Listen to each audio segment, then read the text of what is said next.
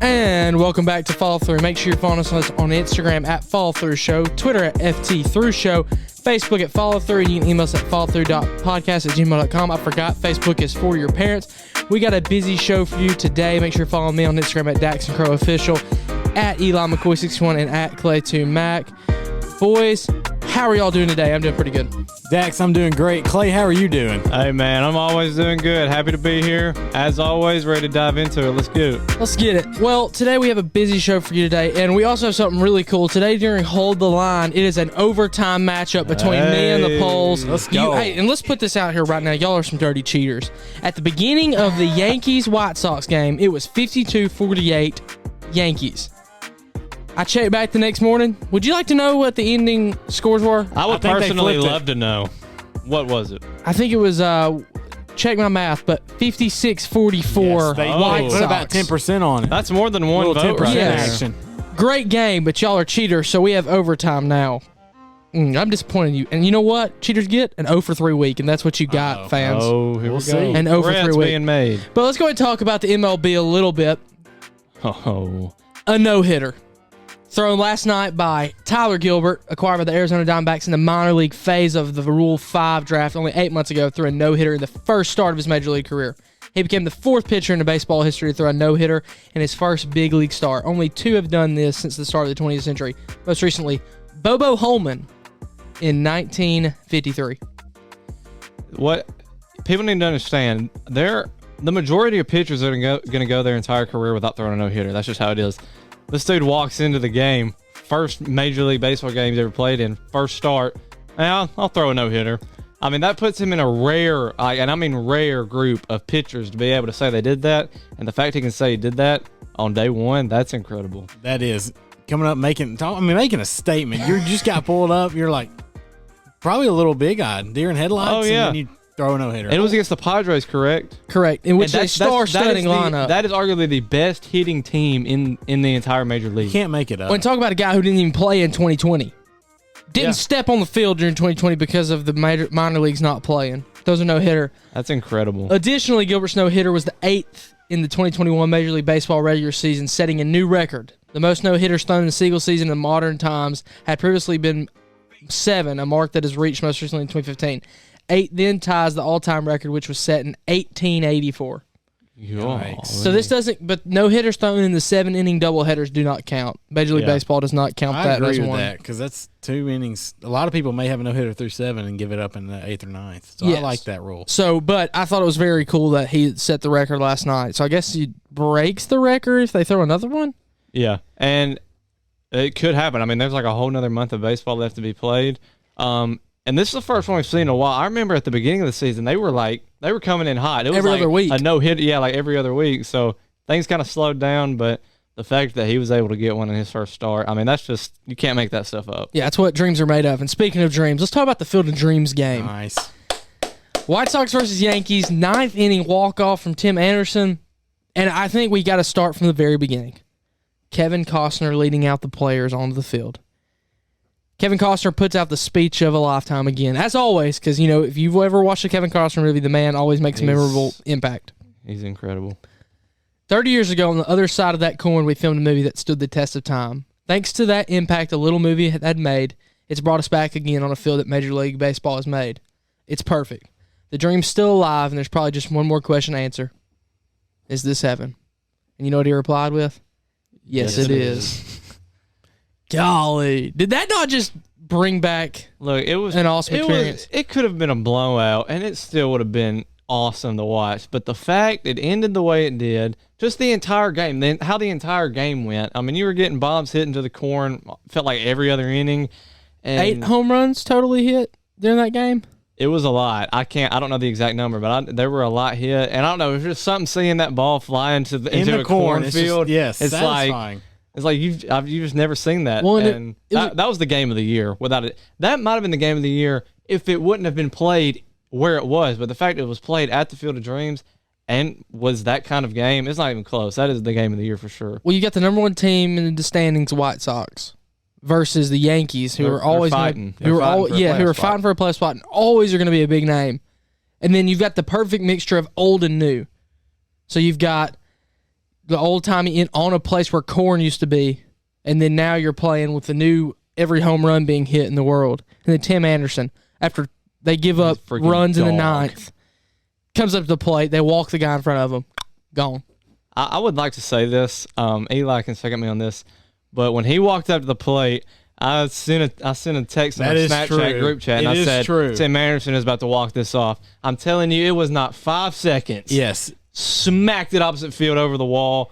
Ball game. He called game, hit him with the "it's over" sign. He might have stole that from Ronald Acuna, but that's a different story. Still fire. It was just everything was perfect about it, and that was great. And I mean, great for the MLB. That's what's huge. No doubt. Huge for the MLB. I was about to say, I had it in my notes. I had a question for you.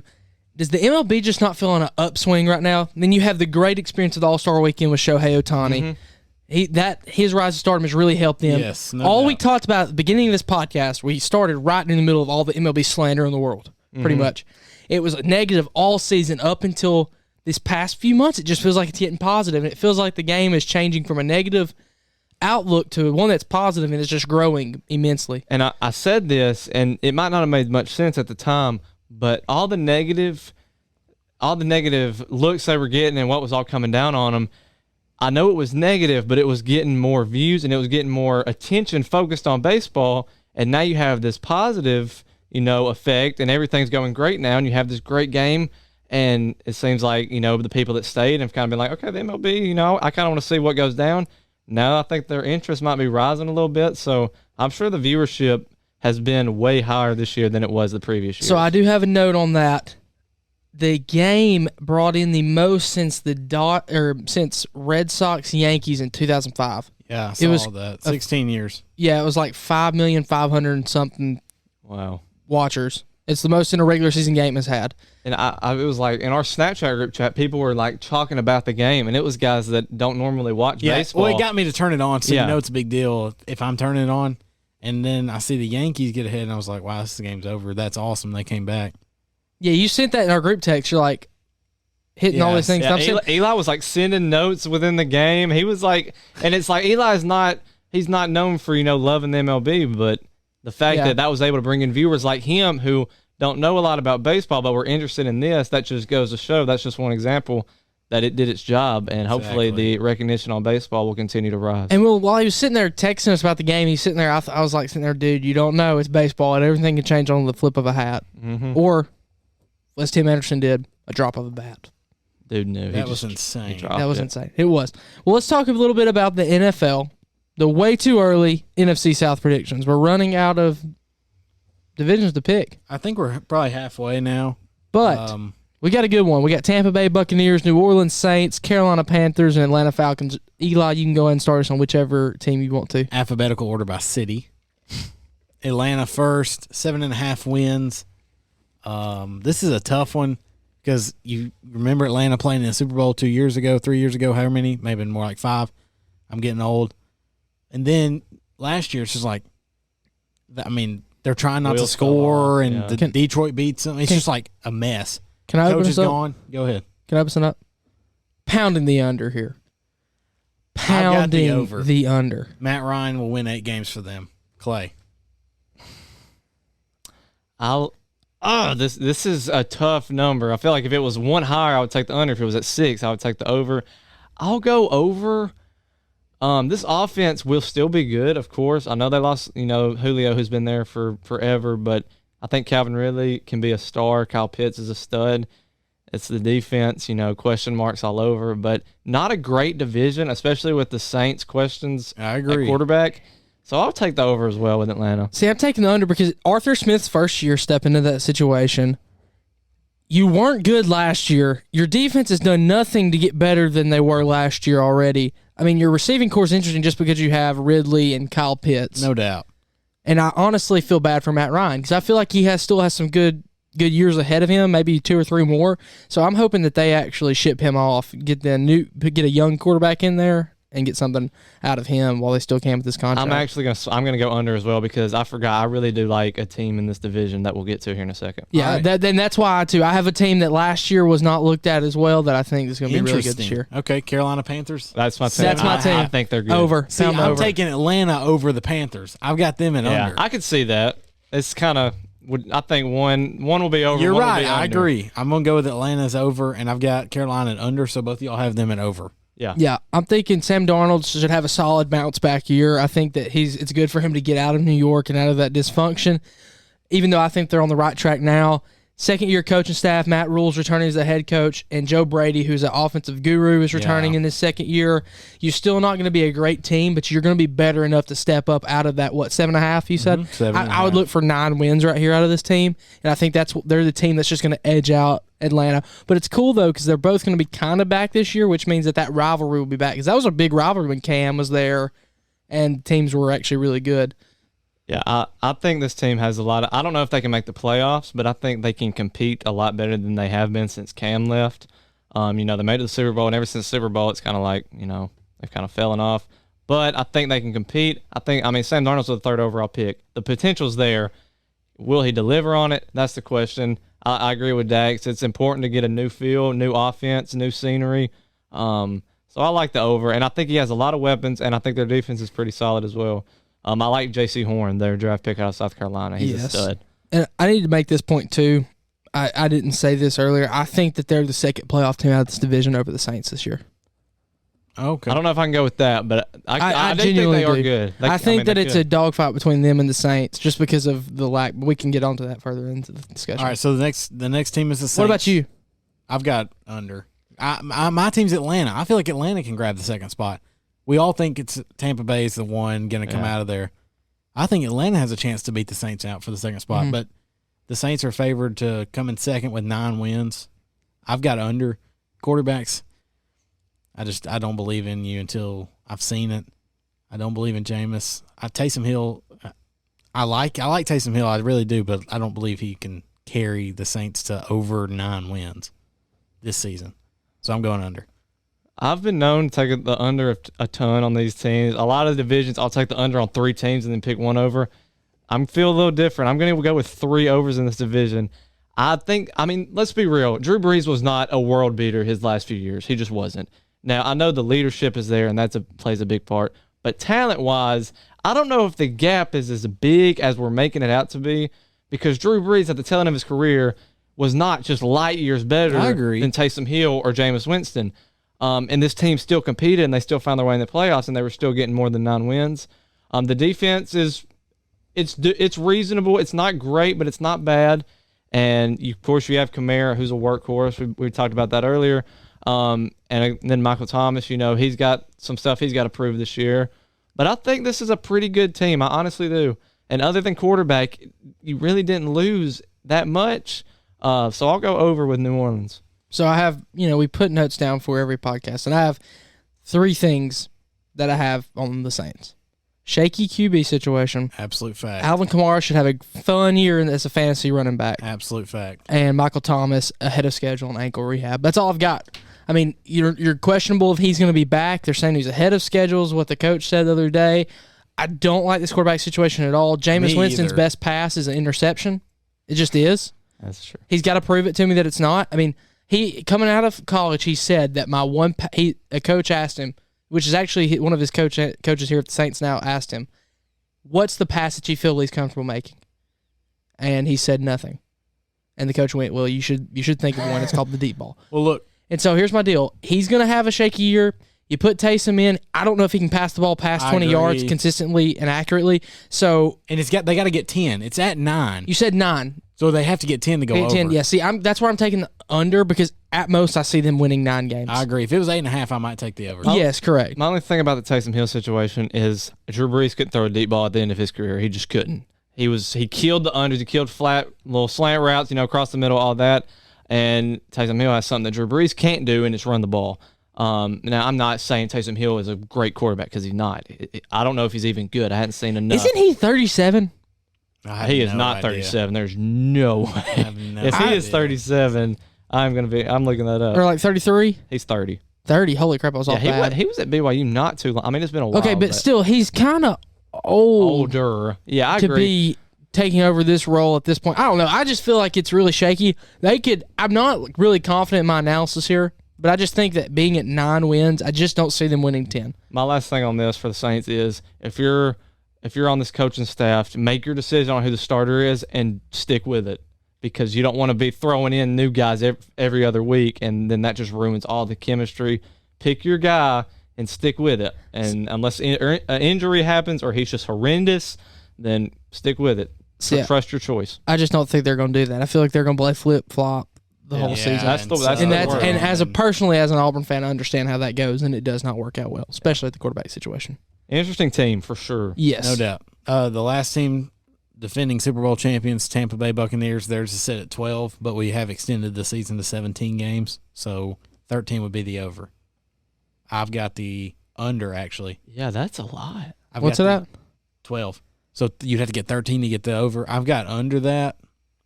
I really think they'll probably get 12, so I want to take a draw like Dax normally does. But Oh, hey, I hadn't taken a draw in like 3 episodes. I think under. I think they'll That's go a lot of 11, wins. 11 and 6.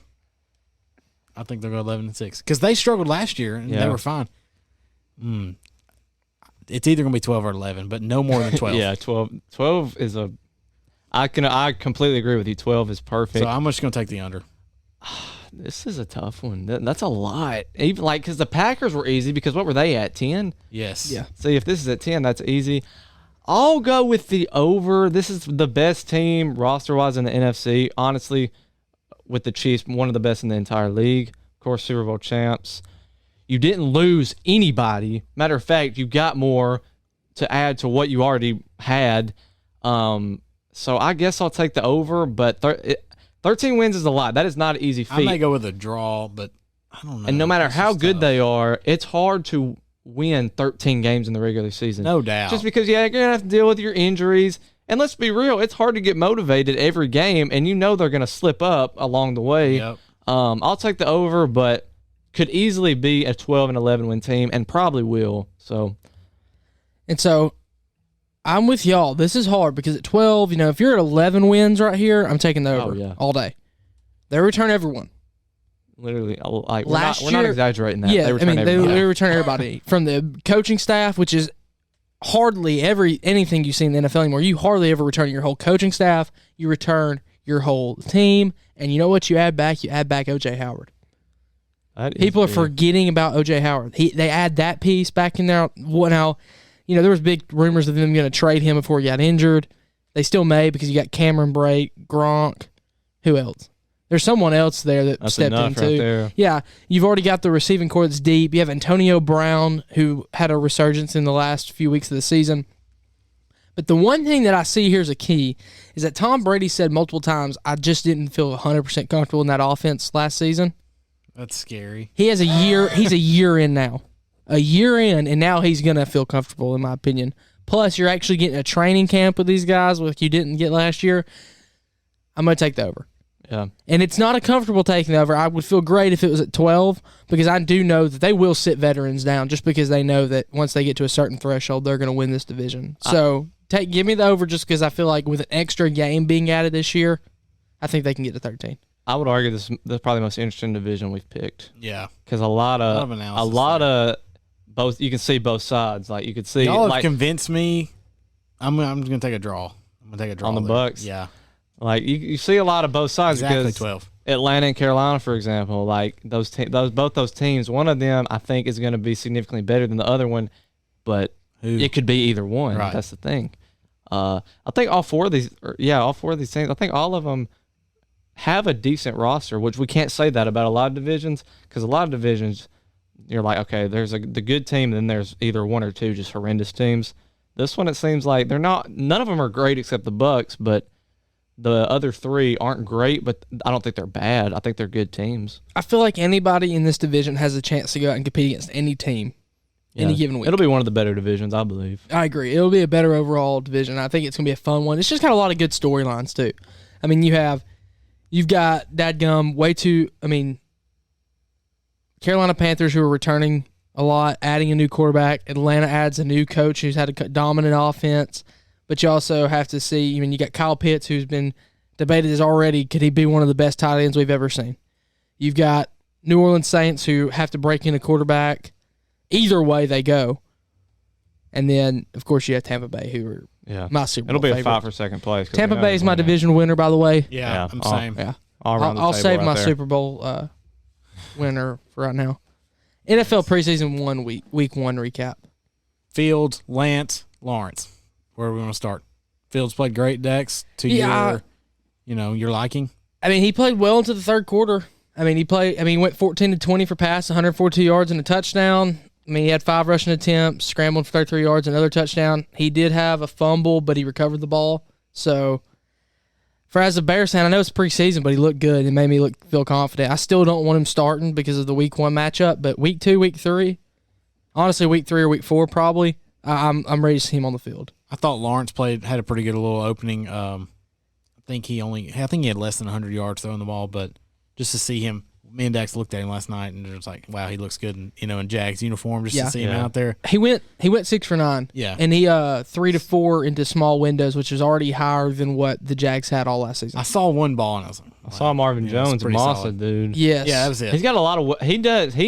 The Jaguars aren't a great team, but they don't have great wide receivers, but it's a lot of good ones. Yeah, and I think that'll help. D.D. Westbrook still there?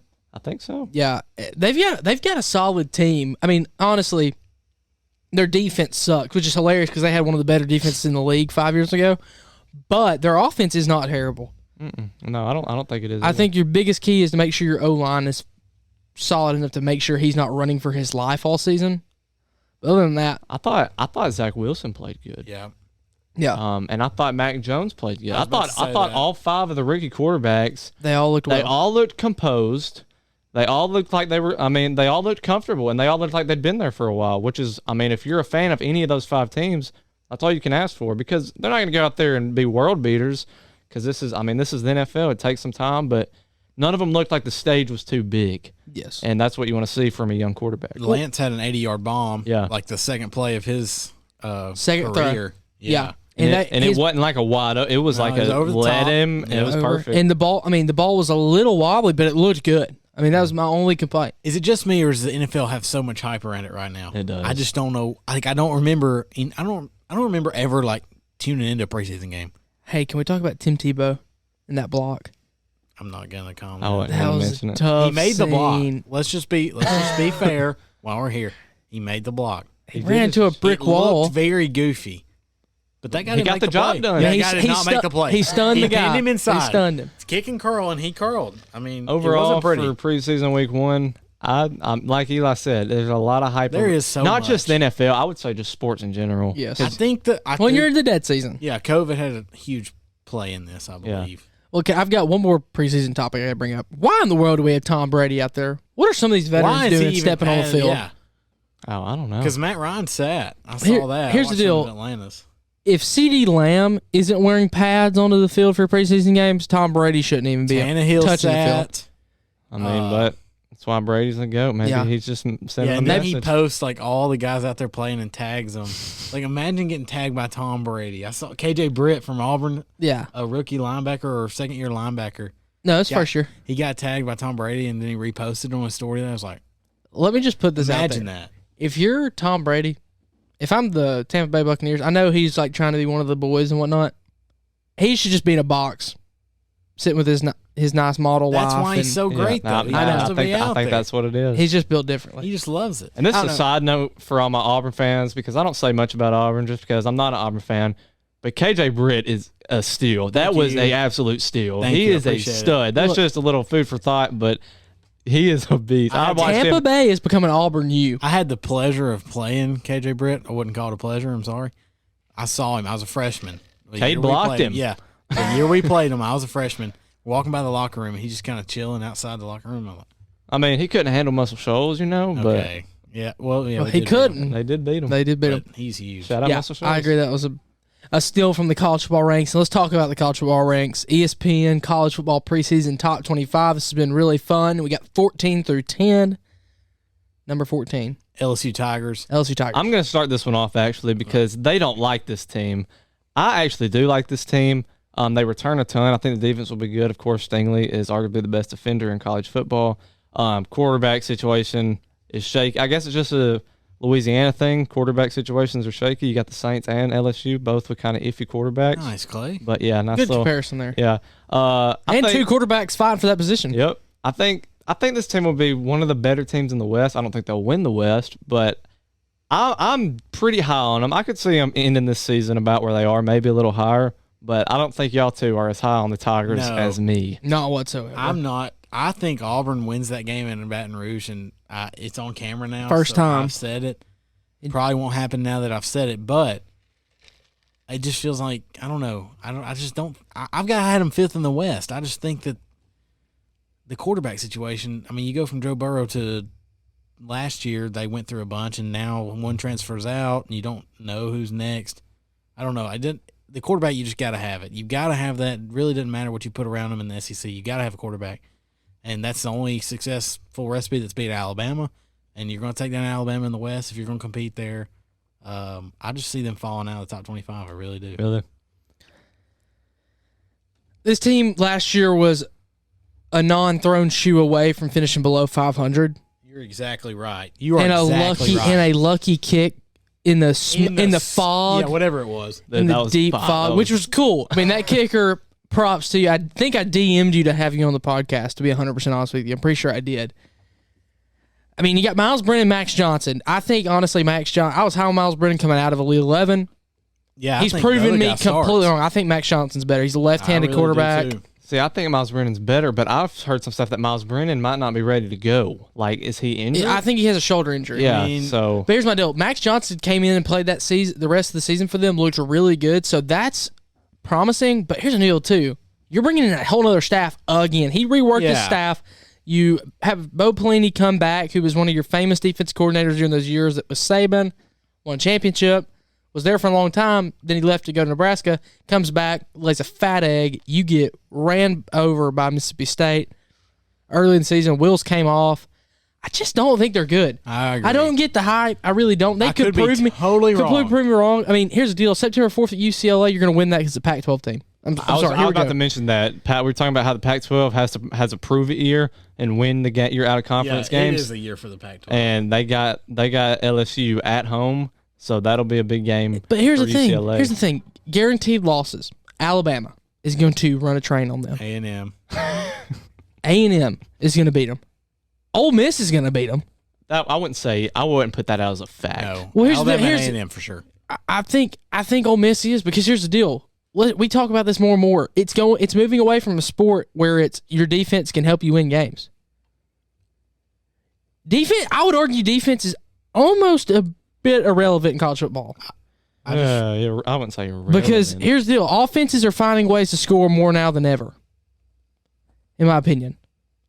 I mean, yeah, it is offense. It is an offensive-oriented game, but you still got to have a good defense if you want to win a national championship. I watched a flashback yesterday of the 2009 Big Ten title game. You know what the final score was? 13-12. Yeah. Game-winning kick to make it 13. So it's 10-12. How awesome is that? Where did that go? I don't know, but I miss it. But here's my deal. I just think that the SEC is a gauntlet already, so they're going to have a hard time there. And plus, they've got to play teams like Florida. And, yeah, to your point, like, just the scores are ridiculous, and I don't think LSU can score with everybody. I don't know. And here's my deal. I think it's just because of the uncertainty at defense that really has my issues with them this year. I don't know. I don't think they're going to be good, but I'm very open-minded to see. I just want to see this team. I think they're going to be good because of their defense. They could totally change our minds for sure. I agree. I just want to see them. All right, number 13. 13, we got Southern California Trojans, USC. They went 5-1 last year. What do you say? We've already said all this about the Pac-12. How are they 13, first of all? I think that's way too high. I don't know. I don't see them doing anything worth one name, Keaton Slovis. That's the only reason why they're 13. I don't see them moving up for sure. They start like this every year. Yes. They're USC.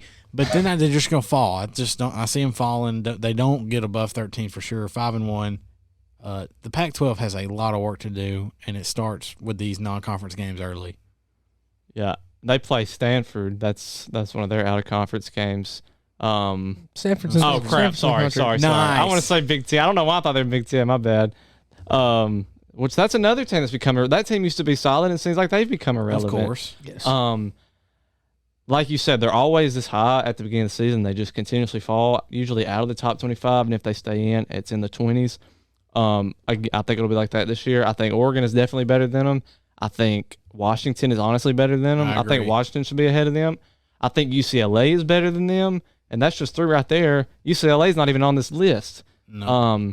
So, yeah, I'm not high on the Trojans whatsoever. No doubt. I haven't been since I was a child. I agree. So that's all I got to say. That's just way too high. 3 names that will keep them relevant this year. Clay Helton. 1, because he will be fired. 2, Texas called for a ton of people's jobs. How does he keep his job? They talk about it. He starts on the hot seat at the hottest spot every year. The only person who's been close to taking his hot spot off this year has been Scott Frost at Nebraska on every poll I've seen. Clay Helton, Scott. Clay Helton, Scott. So Clay Helton, I think he gets fired this year, hopefully if they're smart. Keaton Slovis has got potential to be a top draft pick, I think. He's a good quarterback, but the only other name that I find relevant on this team, Drake London. His star wide receiver this year. I think those 2 names will be the only reason why they stay relevant in conversations. I mean, I think they'll beat Stanford, and I haven't seen their schedule, but depending on where Oregon and those teams fall, well, Oregon's in a different division, so they may not even play them. But you lose to UCLA, there you go, you're out there. You lose to Washington, you're out there, but they're on the opposite side too. I mean, they could win their division, but I still don't see them beating some of these Pac-12 teams. And do they even have a good out-of-conference game? No, that's their biggest game, Stanford. Really? One of their biggest, yeah. See, that's my issue there. I'm gonna look. Yeah, no, they don't have. Here's the deal: if you're USC, how are you not dominating BYU? Maybe that might Notre Dame. Okay, well they play Notre Dame every year. Yeah, I guess Notre Dame will be their big game. And here's the deal: I don't think they're winning that. Notre Dame, don't do it. Do not get me started. Are they in the top 10? Good. Not today. Number 12, Florida Gators. I got one thing to say about the Gators. September 18th versus Alabama at home. That's it. That's your season. You can win the East, might get back to play Alabama, but you're not going to get a better shot at Alabama than at your place at night in the swamp. It's not going to get you're not going to get a better shot. Yeah. And you had them last year in the SEC title game. Very close game. Questionable decision before halftime. Couldn't keep up with them. I don't think Alabama has the offense they had last year. I think we all agree with that. They could surprise me and have a better offense. I don't know how it gets much better than last year. This is Florida's chance. This is a real chance for them. That is their season right there. If they can beat Alabama, make a name for themselves, get in the top 4. Well, I think the reason why that's such a key game is because you look at their other East team, that's Georgia. They don't have to play Alabama. So I assume if Georgia's going to lose a game, they might lose to Clemson, but that doesn't matter because it's not a conference game. So I assume Georgia goes undefeated in conference play, and if they have that one loss to Alabama, you have to beat Georgia then. And you're probably going to have to beat Georgia anyways, but for any like playoff recognition, that is a huge game. You got to win one of those two if you're going to want to get any recognition for the playoff. You got to beat Alabama or you got to beat Georgia. I don't think you're going to win both of them, but you got to win one of them. I personally don't like this team. I don't think they're good. They lost a ton. Their offense is literally gone. And I know you can say the same thing about Alabama, but Alabama has proved that they reload. They don't rebuild, they reload. Florida hasn't proven that they reload yet. They might have to rebuild, and I think they will rebuild. They won't be terrible because they play in the East, but I don't think they're going to be as good as they were last year. I don't necessarily think they're going to be great. I'm just saying that's their game. Oh, that's yeah, for sure. And like you said, if you want to beat Alabama, if you want the perfect opportunity, that's it's given to you right there. All right, Florida. Emory Jones waited 3 years for this opportunity. 3 years. Step up if you're going to step up, but I just don't see it happening. He can move his feet. He's a strong arm quarterback who can move his feet, which is usually a combination you don't see. But once again, he has not proven anything to me, so I've got to see some tape. Zachary Carter, Brenton Cox Jr., and Kyer Elam all returning on the defense, so that should be helpful to them. Their defense was very inconsistent all last season. That's why they struggled near the end. That's why you have lost to LSU, where you should have easily won that game. Yep, they gave 30-something in that exactly. one, 52 there to you Bama. go. Bama, if you get a couple stops, you probably win that SEC championship game, doubt. honestly. But let's just be 100% honest, too, though. No one was beating that Alabama team last year. No, it didn't matter. But that early game to Alabama is going to be key. Like y'all said, I just don't see them winning it. And here's the deal. Even with Alabama reloading, like Clay said, and being in a year where it's could be a down year in potential. I just don't see this Florida team being beat. I don't know. Maybe the Swamp is. Here's my other issue with them is their head coach again. Dan Mullen's a goofball. Dan Mullen, Fiery guy. Dan Mullen takes them out of games. He really does. The way he coaches, it seems like he always gets outplanned in his big time games too. I mean, heck, Ed Ogeron did. That's something my dad always told me when I was younger growing up. Like I remember when he was at Mississippi State and we played them. They were number 1 in the country. They had Dak Prescott. He's the reason why they lost that top game. Top of the world. I was like, Dad, we're probably not going to win this game. He was like, oh, we're going to win this game. Look at who's coaching on the other side. And so he has a known, and my dad's real old school, so he knows that. So I mean, it's known that Dan Mullen makes and he is a good coach, but he makes very questionable decisions at crucial times. I would argue college football and high school football are the two most important playing spots of football where coaches actually matter. NFL, not so as much, just because you're at the top of the polished game at that point, I would say. Basketball for sure not. No, but at college football and high school football, the head coach is key important, and who you've got in those spots as well. And so I feel like Dan Mullen, he outcoaches themselves out of games. And so, therefore, I just don't think they're going to have a great season. I think they will finish top 25, though. What about the Cincinnati Bearcats coming in from 9-1 last year? I loved this team last year. They almost beat Georgia in the Peach Bowl. Georgia kicked the game-winning field goal. Yeah. I don't know. Just with the playoff where it's at, it's going to be hard to ever get. Yeah, now you can get to your New Year's Six Bowl, and that's a big step. But it's going to be hard to be a top 4 team until the expansion comes in. They play Indiana at Indiana, big time game. Which I really like Indiana this year. Y'all weren't as high on them, but I like them. I think Cincinnati wins that game. You do? I was a big Indiana guy. I said that I think they were going to win the Big Ten this year over Ohio State. I think they're the only team that can beat Ohio State. Yeah, he said that. But, yeah, okay. But anyways, that's their big game, and even that, if they win that and go undefeated, you wonder, is that enough? Probably not. Probably not. I think it's a good team. They didn't lose that much, but we'll see. I think they beat Indiana that game. I really do. I like this team. I like Desmond Ridder. I think he is a stud. He is a stud. There's no doubt. So I was going to say Desmond Ridder is one of my dark horse Heisman candidates just because they play in the AAC. And so I think that he has a chance of that. But one of my big issues is they're losing Marcus Freeman, who was a key coach in the Luke Fickell's coaching staff. He was their defensive coordinator. Mike Tressel from Michigan State is taking over the defense this year. But let's just learn something. Michigan State's not had a good defense the past few years, in my opinion. So I just think the Cincinnati team, I mean, where do you have to go up from here? They play Notre Dame they play Indiana and Notre Dame back to back, both on the road. Huge games. If you go undefeated and beat Indiana and Notre Dame on the road, I'm not saying you get in, but you're definitely getting more recognition than you did last year. Know. I think Indiana beats them. That's where I think that here's the deal. Where do you have to go up from here?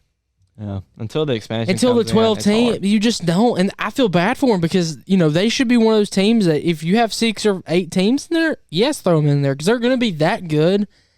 But they're gonna. I just don't see them getting out of. I think they have a better chance of beating Notre Dame than they do Indiana, in my opinion. Which take that with a grain of salt. But I just think they've got a ceiling until they expand.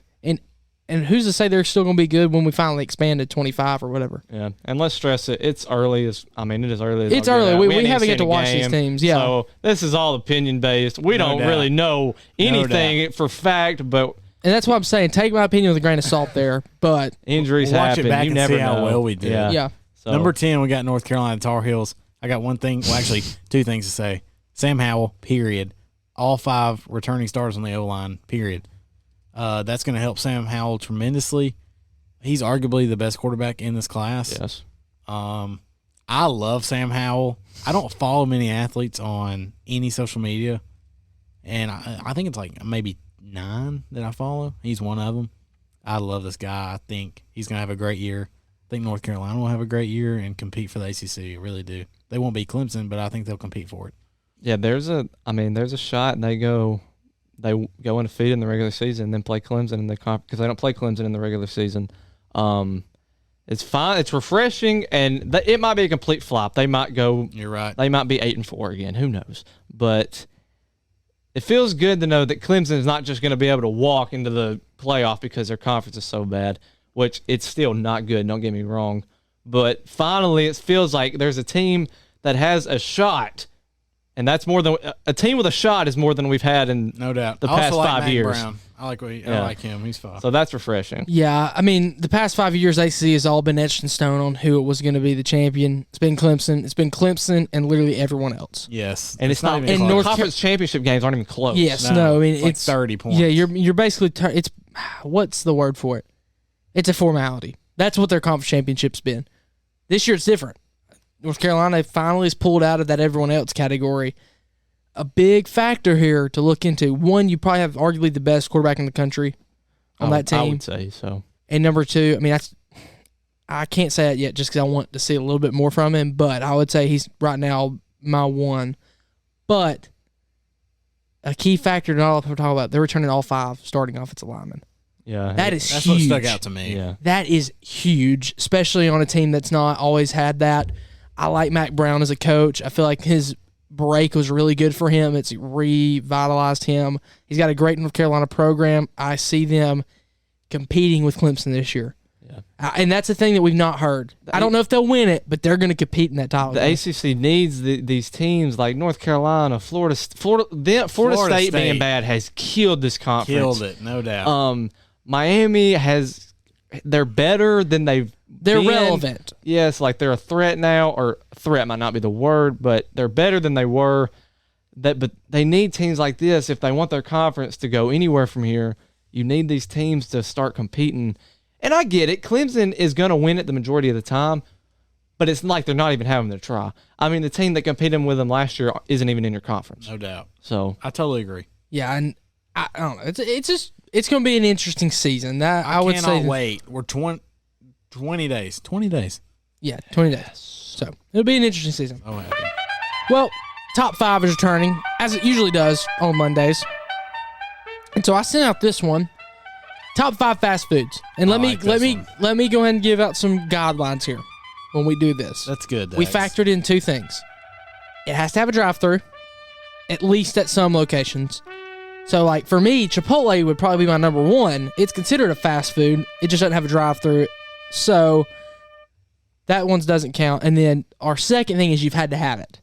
So, Yes. you're in and out in the I world. think it should be a given, but you never know. Yes. So, we wanted to go ahead and clarify that.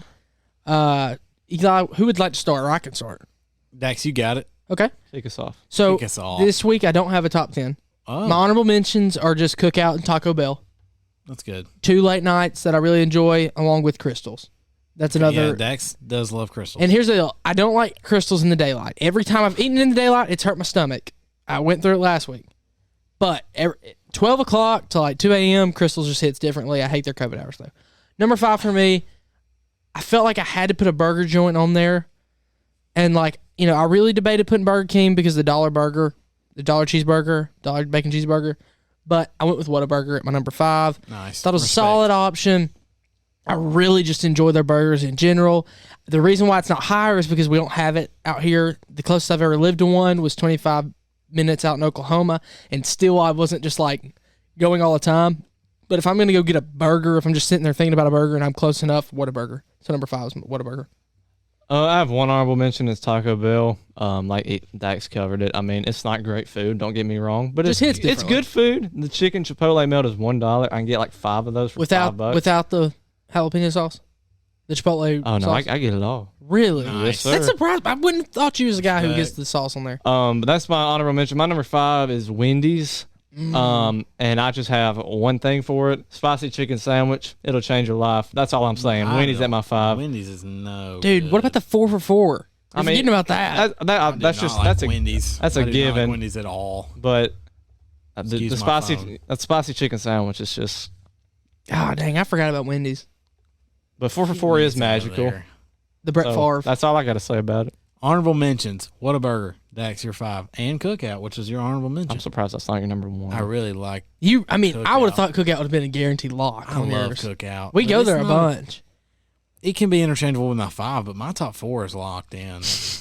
5 is Steak and Shake. it doesn't get enough love. They have a steak garlic burger. Did they have a drive-through? Yes. Yeah, they Yes. did. Really? Yes, I I've didn't been through I it. didn't even think about that. And it's got you can get like the burger and fries for $4 or something like that. I just love Steak and Shake. It's See, so I don't good. even. I mean, It has a drive-through because I've been through them. I forgot. Cool. Steak So and Shake. I'd have put it on honestly, mine. if I'd have known that they had a drive-through, I probably would. But I always classify them as a So restaurant. I had you to know what put Whataburger and Cookout below that, but they're right there together. Steak and Shake is my 5. Nice. Number 4 for me. They do have a drive-away in some locations. Subway. I That's like good. eating fresh. Here's the deal. I've had it twice in the past 3 days. I had Subway last night. So I like it. I go into Eli's house, and me and my family had argued about food for like an hour That's over true. the phone. Like, I'm asking for everything because I just don't like cheese and whatnot. I didn't say anything. And so I leave to go get food. Well, I come back with my food, and there's Eli just munching away on a Subway sandwich. It I'm was sitting there, no good. text message here. And so, of course, after church today, I went and got a Subway. I had to eat fresh. Yeah. Nice, and here's the respect. deal. I love Subway. It just is good. It is good. I've never had a bad Subway experience. Speaking of bad experiences, I have had plenty of bad experiences with this, but it holds a special place in my heart. Number 4 is McDonald's. Oh, my God.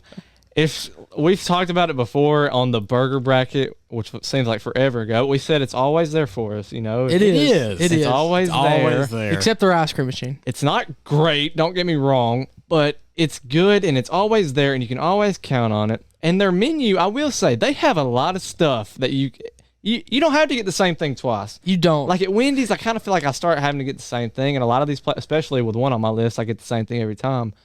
But with McDonald's, you have your choices. You want a McChicken, get a McChicken. You want chicken nuggets, get chicken nuggets. You want a cheeseburger, get a cheeseburger. You want a caramel frappe, which I've been big on here I saw recently. Clay with one this morning. It's just they got a lot of good stuff. They might not have anything great, but a lot of good. Well, their fries are great. But Yeah, their fries are great. And their barbecue sauce. Hey, I do have a question for you. So, which one are you going to? Now, this is for more of our local listeners. Which one are you going Chevron to? McDonald's. I don't even have to think about that. That's a good answer. Really? Is it Chevron? Yeah, Yeah, 72. Chevron. Dude, it's the best Chevron. one. I know that sounds, I Kinda have to agree with Clay on this. but I it's really promise you, just go try it out, and it is the best I one. tell you, I hadn't been to that Not one in a close. while. I mean, it's not close, really. It really isn't. My- Love's during the day is good, but not night. My number 4 is Arby's. We have the meats. Sandwiches, great. I'd get the Reuben. I get beef and cheddar, just a regular sandwich. Anything. The cheese sticks are phenomenal. Those cheese sticks are good. Sliders, you can go with slider every once in a while. Arby's is my 4, thank you. And the curly fries, of course. I like a good slider. good. So here's my deal. I Dax love their gets crinkle their fries. crinkle fries there. Loser. Their crinkle fries are great, dude. I don't have the boo button or I'd be wearing it out. You got to go curly fries. You're welcome. Thank you. They have good honey mustard. I'll give them that. And the red ranch, if you've never had it. No offense to my prior people, but there's so many options out there to eat. I did hit up Arby's a lot. out Red there, ranch fast food. is not on the menu. You should try it. Okay, so this is one I never thought would have been in my top 5, but it's really grown on me. It's your 3. Number 3, Panda Express. Wow. That is high. It's been the last 2 months, but I get Panda Express at least once or twice That a That week. shocks me. I like Panda You don't Express. seem like a Panda Express Dude, guy. I love it. Don't get Orange me wrong. plate every time. This is a pro move for all you out there. Half chow mein, half fried rice. They give That you is more. a pro move because, It's a pro. They give you more than if you just got one of the other. I agree. And so you get half and half, orange chicken, and then you can substitute the second one. Sometimes I'll go double orange, grilled teriyaki, yeah. I get the honey Beijing sesame. beef, honey sesame. I mean, they have shrimp there sometimes. I don't know. I just really like Panda Express. Plus, That's all right. it's one of the few Chinese foods I can eat and not feel terrible after. Plus, they put it in a nice little container, so if you don't eat all of it, you can put it back in there, put it inside, and warm it up. It's on campus, Clay, so I we might have to know. hit that up a I few know. times. And Moe's. I like Moe's too. See, I couldn't classify that as that was one Yeah. that I thought about, but it doesn't have a That's drive-through. Clay, what's your 3? My number 3 is Bojangles, and Good 3. Respect. if you live in where we live, you understand that Bojangles might get a bad rep as of late because they never have their chicken. Never they're tenderloins. whatsoever. But I'm not going to hold that against them. I'm going to go up with past experience and the 4-piece supreme dinner, sub Man, Bo-berry, it's sweet tea. I mean, that is just the epitome of fast food right there. The honey mustard is Should magnificent. try the It ranch. is. I'm not going to try the You're a ranch, huge ranch guy. but That's what. But I fell in love with the ranch. At that might be Bojangles. my overall favorite fast food meal right there. It's just it's simple yet effective, and the sub Bo-berry is just Sub Bo-berry. Have you ever It's a subbed the kicker. cinnamon biscuit? It's like a Um, cinnamon. that's like it's a like a sin. cinnamon yeah, that sounds roll. like a cardinal sin.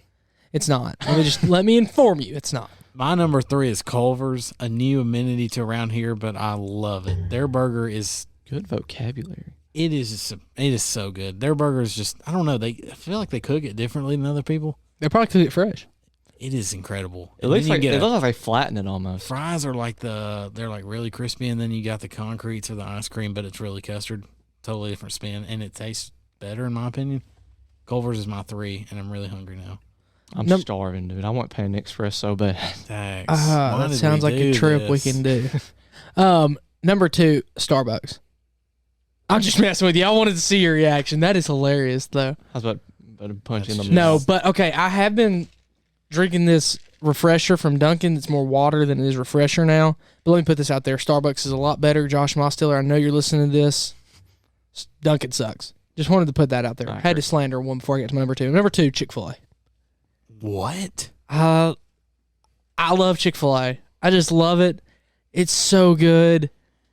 The honey mustard's amazing. I wasn't saying that out of surprise. I was saying what's okay. Just keep going. Sorry. You'll find out. Wow. The Chick-fil-A sauce is amazing. There's few options I can eat. Like there's not a lot of Clay said at McDonald's. There's multiple things I can eat. Multiple things. I'll eat a cool wrap, the grilled chicken, the regular sandwich, the grilled chicken sandwich, the fries. I can get a fruit cup. I love the Giannis drink now. That's a staple. Or they have these great things called a sun drop, which is like half diet lemonade, half sweet tea. It's great. Multiple options. Fries are amazing as always. Oh, and the service is unbeaten. Even when you have to wait in a line, they always make you feel like you're a top-notch customer. So I love Chick-fil-A. That's why it's my number 2. My number 2, I have Culver's. Eli covered the majority of it. Yeah. It's everything is good, but the burger's great. I will say the burger is great. They have the best burger in fast food. Honestly, maybe Five Guys, but we didn't classify Five Guys as fast food, and their fries are 10 times better than Five Guys. Yeah. It's just everything is good. The custards are amazing. And it's new here. Yeah. So I hadn't. This is a new thing. Like this would not have been on my list a month ago. But as of late, man, I've fallen in love with the Culver's. Let me put an option out there to you if you ever go. The butterfly shrimp, the jumbo butterfly shrimp. They're good. Seafood, but I'm just not doing that. It's good. I'm not doing it. I just can't. I don't think I could ever go and not get a burger. Since you went Culver's at 2, Bojangles at 3, I went Culver's at 3, Bojangles at 2. So Clay covered everything I said with Bojangles except the honey mustard. The ranch is just as good, if not better. I like both. The 4-piece supreme. Sometimes I'll get the biscuit. Sometimes I'll sub Bo-Berry. I agree. Yeah. Depends on the day. Bojangles is superior, and as of late, it's been bad. But we'll look over that. We will. They don't ever have the Supreme. I don't know why the Supremes and you can eat it out of the box. Oh, yes, in the box. The box is gold. Most places will give you something to eat out of, but you still put it on a plate. Yes. In the box, I'm always eating out of. And sweet tea's good there too. So I agree. And they used to give you a large with every meal you got. Bojangles is my 2. I agree, 100%. And Eli, you never got to experience this, but at our high school during football games, they sold the sweet tea there, which was another great refresher. Major plus. I'm ready to hear this number 1. Yeah, number 1, Cane's. Okay. I absolutely love Cane's. If you know me, Cane's is my favorite fast food out there. If I see a Cane's, I could have just eaten 10 minutes ago, and I'm going to stop and eat Cane's anyways. There's not one but like 2 hours away from us. It's the best. All there is chicken tenders. But I love chicken tenders. And we talk about this a lot because, Zaxby's used to have good chicken tenders. They don't anymore.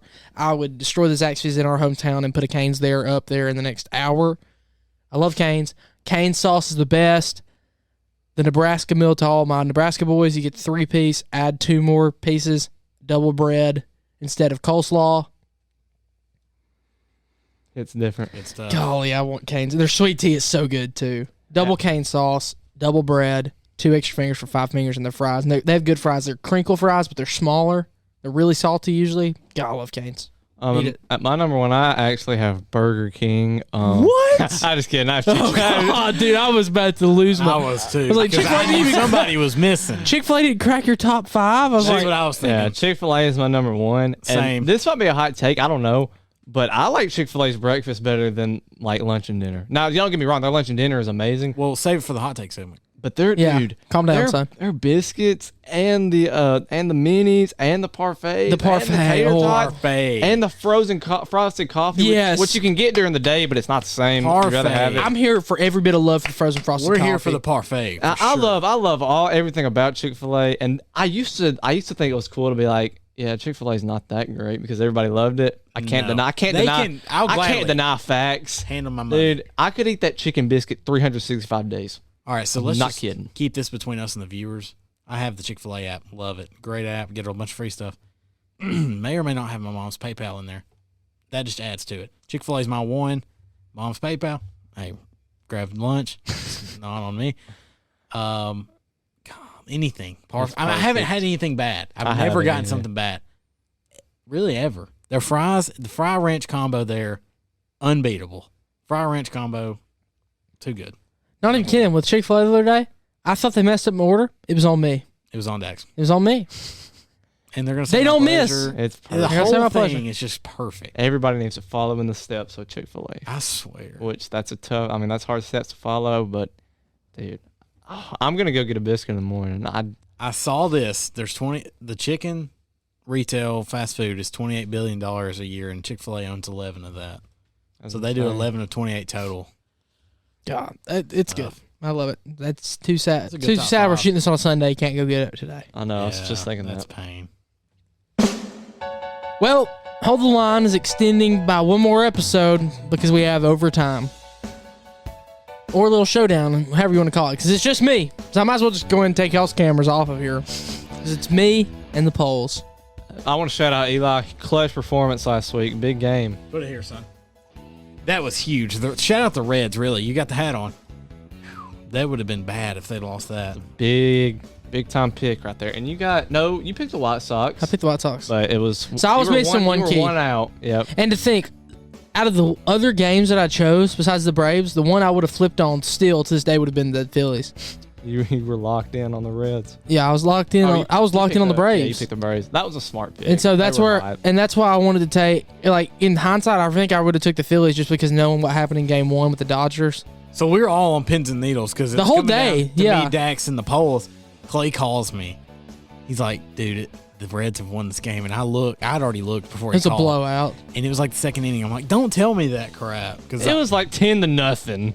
I was like, Eli, you think this team's gonna come back down 10-0? Well, newsflash, they didn't. We're at Eli's house that night too, and I'm sitting there thinking, okay, I've got the polls still because I saw them putting up a goose egg like they were. They did. They went over 3. And so when I sit down to watch the Field of Dreams game, I look at it and it's 52-48 Yankees. And so our polls stop when the game starts. Yes. I checked back the next morning. They switched it. It switched by almost respect to you guys, but almost by 10%. Nice try. Yeah, good try right there. All you people who went back and voted after the game was over. And you know what? Your cheating did nothing but give us an extra game. Or extra 3 games. See what they got. Dax, Braves and Marlins. You get to pick first on all 3. Marlins, screw the Braves. I said it. I'm against the Braves the rest of the season. I feel like the polls will pick the Braves. I'm going for the Marlins. That'll be one for you if you get that one. A's and White Sox. White Sox, best team in baseball right now. Padres and Rockies. Padres, best batting team in baseball currently. And that's a solid 3.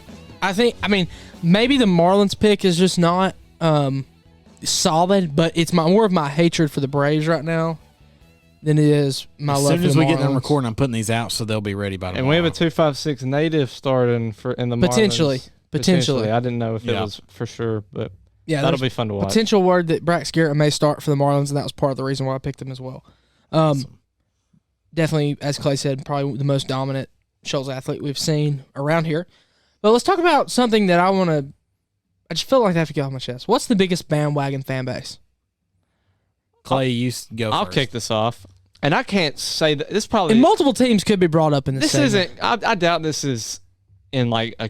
Looking across the country, this is not the most bandwagon team. But from where we're from and what I see more Seahawks fans than there's no reason there should be as many Seattle fans as there are.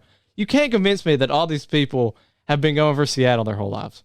No, yeah, there's no way. It's And I get Russell Wilson is I love Russell Wilson. He is one of the most likable athletes in sports. But these guys who pop out of nowhere ripping their, Seattle jerseys and gear and reposting Seattle pictures on their Instagram stories. Where are you from? No, sorry. And I'm not shooting a shot at Eli. I just love Russell Wilson. You're from I'm not shooting a shot because he's a Titans fan. He just likes Russell Wilson, which I understand. And I understand why you would like Russell Wilson. I like Russell Wilson. But it's the fact that people, they're everywhere. You're from Topeka, and we're in Alabama. When they peaked, and went to Super Bowl back to back, it was wild. The Legion of Boom. At school, people had on all this stuff. Yes. You're from Topeka, Kansas, and you've got a Russell Wilson jersey on. What are we doing here? Yeah. So from around here, from what I see, and of course you got the Lakers are just a given. Yeah. That because everybody bandwagons LeBron. A lot of Warriors fans, but I don't know. I feel like Seahawks is one of those that you wouldn't think of. But when I was sitting back reflecting and thinking about this question, I was like, there are a lot of Seattle fans, and there's really not a good reason why, other than the fact that their quarterback is likable. But that's mine. I think the Seahawks have quite a big bandwagon fan base. This may not be as true now, today, but 2 to 3 years ago, maybe when we were juniors, sophomores, the Warriors were the worst to me. It was a Steph Curry love. It just made me not like him. It just made me not like the Warriors in general. And then KD went there, and it was just like, okay, I'm really done now.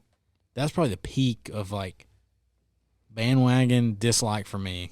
Is the Warriors, especially with children, because they loved that Curry, wasn't a big dude, but he was one of the better players because he could shoot like that, and then all the kids wanted to be able to shoot like Curry. Yeah, and now everybody can't even shoot correctly because they're flogging it from 50 yards out trying to hit a deep three. I agree. And it kind of died off when KD came because, then it was more of a hatred. It was popular not to like him, but especially when it was them against LeBron, and there's so many LeBron haters out there, there was a lot of Warriors fans. So I agree. That's a good one. All right, both mine are baseball. Number one, Houston Astros.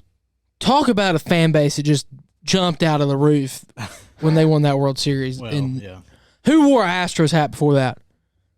Or an Astros jersey besides if it had Randy Johnson on it? Yeah, you're probably right. No, not Randy Johnson. Sorry, Nolan Ryan. My bad.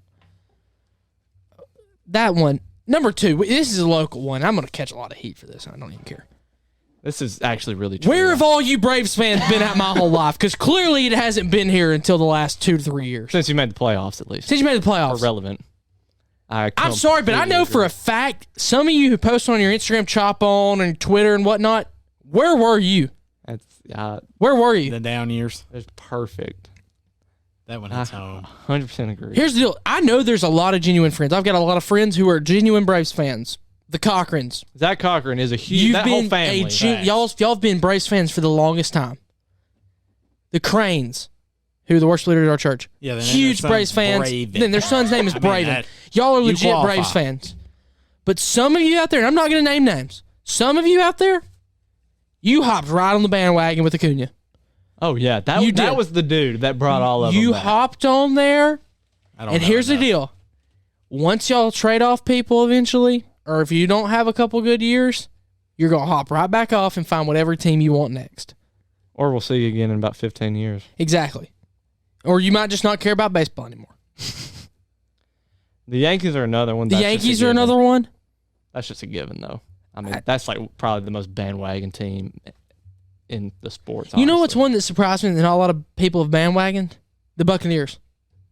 That's been one that's not been a big bandwagon, to be 100% honest with you. And I will say this personally. I have a Tom Brady Buccaneers jersey, but it's because I like Tom Brady. I'm a players guy more than I am a team guy. My team is the Bears and the Cubs, and y'all already know what pain I'm going through the Cubs. Absolutely. I want to bring this thing up, and this is it, and I'm done. But we always hear about the Cowboys having all these fans and bandwagon fans. I know maybe one Cowboys fan personally. Everybody I know just hates the Cowboys. I don't know where this. And that's a Southern thing, though. Yeah, too. it must be like I'm sure in the past they had a ton of fans, bandwagon fans. America's team. But I don't know. Present day, it seems like everybody just hates the Cowboys. Nobody likes them. Yeah. It has it not seemed like, though, the past few years, though, that we're moving away from people being bandwagons? Because people are, kind of over it in the sense of, people are kind of finally picking their teams. There's not a lot you can say worse to somebody than you're a bandwagon. Yeah. I mean, that's just straight I've to the settled heart. for the Phillies this year. This is my first year as a true fan, so that's one that I've been a Colts fan for forever, which was very random. And then Jazz because of Donovan Mitchell, which I don't watch the NBA enough to really care as much as I do about the NFL and MLB, but I have my three. I pick a personal life of self-torture. I'm an Auburn fan. I'm a Cubs fan, which we had the one shining year in 2016, but I had 4 years of depression before that from 2012 to 2016. 2012 was the first year I was a Cubs fan. I chose the Bears because they were where the Cubs were. And that's just Spain all the time. But luckily we got Justin Fields, which is on the rise. I mean, hockey, I can't say. I mean, I've decided I'm going to be a Seattle Kraken fan. They're the expansion team. Kraken. Yeah. What's crack-a-lackin', my dudes? Oh, okay. But other than that, I mean, I don't have great sports teams to choose from. I've never picked a dynasty. I agree. And Eli hasn't either. As far as I know, what you really only care about the football teams. I know you like the Braves, but and the Grizzlies. I'm a Grizzlies guy too, but care that much. That's not really relevant. Ever since I met Taylor One in that arcade, it's Titans or die. That's a fact. Titans are dying. That's another one that I saw a lot of people start hopping on too. I met him in 2015, so. Oh, you've been around. He's been rocking that Tennessee baby blue hat for a while. You have, absolutely. But there were some people who started posting the old tighten up right around that time that Derrick Henry started putting up those ridiculous seasons. I think I was there before Derrick Henry was drafted. Oh, yeah. Derrick Henry's senior year was 15, wasn't it? Yeah. So you in a year before, probably? I freak with the Titans so much.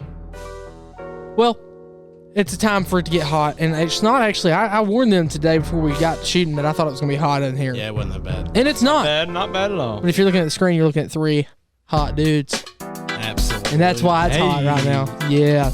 Give it to me. Give it to me. Are you not dancing? I'm not today. I really just don't feel like it personally. All right. Titus Griffin will be disappointed. He said he wanted to see this. Yeah, get you out of your seat. Out of the seat. Out of the seat. Titus, we're doing this for you. That's the message you're getting today. I'm sorry. I'm just not feeling it. Really, I'm just really not feeling it. It's a rainy Sunday. It is rainy. Not feeling it. We thought it might interfere. Yeah, really did. I think I've got another one that's just phenomenal. Hot in here. I literally put these out there for y'all to dislike me. It's fine. So I'm gonna save mine for last. So y'all can go. I'll go whichever first. one of you. Dr. Pepper is by far the greatest soda ever made, and it's not even close. There is nothing even close to a Dr. Pepper. Woo! I mean, there's just Amen. when I don't see a Dr. Pepper in there in the option of sodas, I would rather just not have a soda. I agree. I mean, that's just where I'm at. It's such I'll occasionally drink a Coke or a Pepsi, but like, no, a Dr. Pepper or bust at that point. I'm just. I feel like nothing else. I feel like they all kind of start tasting the same at some point. Dr. Pepper is just its own unique flavor. See, I would argue that for Sundrop. See, this is. I can't mute you. See, Dr. Pepper. You wish. It's not even close. It's not even close. That's hot. It may not even be hot. I don't think it's that hot. I agree with you. It is not close. I love Dr. Pepper. Thank you. And the cream soda Dr. Pepper is even. I mean, it's tough. great. I will give you that's a good one. Love it. This one, I don't know how hot it actually is because I don't know if how many people are actually going to know what I'm talking about. But I know for my movie watchers, they'll understand, and they probably won't agree with me because there's definitely some bigger names. But I think Ryan Reynolds is the funniest actor in entertainment today. I went and watched his new movie Free Guy yesterday, and it's not just that, but then in Deadpool, he was hilarious in the Pikachu movie, the Pokemon movie, which is kind of stupid, but he was. That's just how he can fit in any role and make it funny. The movie I saw yesterday, this might be another hot take, Free Guy, it's the best movie I've seen this year, without a doubt. I just think he is at the top of like the comedic actors of this day. I think he's funnier than Adam Sandler. I think he's funnier than Kevin Hart. And see, that's where you lose me. That's heavy. I would have to say Jim Carrey, I think he's funnier than him. Will Ferrell. I think he's funnier than Will Ferrell. Another hot take. I'm giving them all. I don't think Will Ferrell's funny. I really don't. That's actually hot. I don't think Will Ferrell is funny. I disagree with you now at that point. Step Brothers, is that one is funny. Oh, it But ain't that's just about funny. it. That's a top 2 comedy movie, and it's not number 2. It's not number 2. So there's 2 hot takes for you. I think Ryan Reynolds is the funniest actor, and I don't think Will Ferrell is funny in general. Dude, the other guys? I just don't think it. I don't think. I'm just he looking is. at pictures of Will Ferrell, and it's funny. Oh my gosh. I He's have just to funny agree to with you look though. at. I do love Adam Sandler's movie, Ryan Reynolds movies, and they don't really. I mean, they do miss sometimes, but he's just a genuinely overall good actor. In my It just opinion. seems like a lot of these comedians. It looks like they try so hard. It's almost like it just comes natural to him. Like he's Yes. just naturally funny, even when he doesn't try to be funny. They're he's just inappropriate, funny. but his Deadpool movies are hilarious. Dude, they're so funny. They're so funny. And the movie yesterday was hilarious. I love Ryan Reynolds. He's one of my favorite actors. All right, here's mine. Family recipes aren't always good. And I'm sorry, but some of your family's food sucks. Where did that come from? I mean, if we had just eaten Thanksgiving dinner, I could understand it. Here's the deal. I think about people who talk about their family's food. I agree with this though. When All I the hear time. the family recipe stuff, I'm like, And then here's my family recipe. how is it different from anyone else's? In the time, there's been times that I've had your family recipe, and I sit there and think, "Dear Lord, how long has this been in your family?" Okay, but something sparked this. There really hasn't been. I was just sitting there thinking about sitting around. I think I was actually talking to my grandmother about having all of our family getting together and eating or something like that. And I was thinking about family recipes. And I was sitting there thinking I've been to some friends' houses who, let us eat their family recipe like at a football game or something like that. This is our family's dip that we eat at football games. Dear Lord, I don't want to Everybody watch a has football game with one. your family ever again.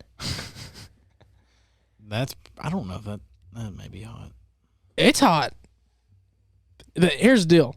It's probably not going to be hot, but then if you said that to somebody whose family it was, they'd make them very upset. Oh yeah, no doubt. It's more of if I pulled out, if you individually just walked up to people and said that food that your family makes sucks, Yeah. that's hot. Then you'd have a ton of The overall disagreement. statement may not be because they're like, well, probably wouldn't think my family's food's not good. Yeah, exactly. But here's the deal. I'm going to go ahead and say I love all types of food, but some of your family's food just sucks.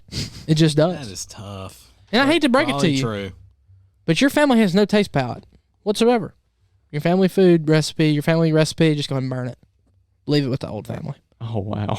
Keep it That's dark. keep it in the new age. You could have. I'm not going to say what you could have said because that's just plain mean. I'm not going to say it. Well, you being mean.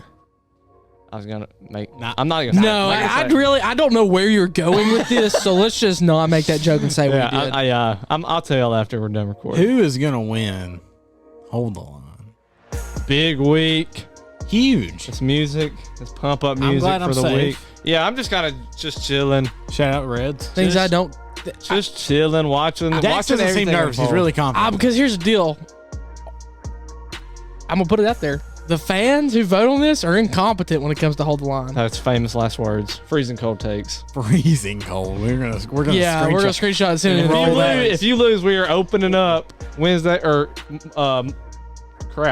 Thursday's episode with that clip and you Yep. saying that It could. I mean, the polls are It incompetent. goes black and white and slows down. it's highly likely, but I feel comfortable. It's been another great episode of Follow Through. Make sure you're following us on Instagram at Follow Through Show, Twitter at FT Through Show, Facebook, which is for your parents at Follow Through. You can email us at followthrough.podcast@gmail.com. Still haven't changed it because we still haven't got an email yet since we've moved to a show. Oh. Make sure you like, share, subscribe, and hit the notification bell in the top right corner of this video so you can stay all up to date on our Follow Through YouTube. The punishments will go down if I lose. If not, we'll do the punishments with the poll leaders, John Michael and Blake, and then myself with my ones from last season. Merch Wednesday. Merch will be here. Actually, it potentially could be here sooner than that. They sent me an Let's email go. saying it's already on its way. So that's a big positive. Boys, any parting thoughts? Dr. Pepper, best drink by far. Not close. I just have to agree with that statement. I'm here for that. Some Braves fans are bandwagons, and your family's food sucks. Until next time. Peace out.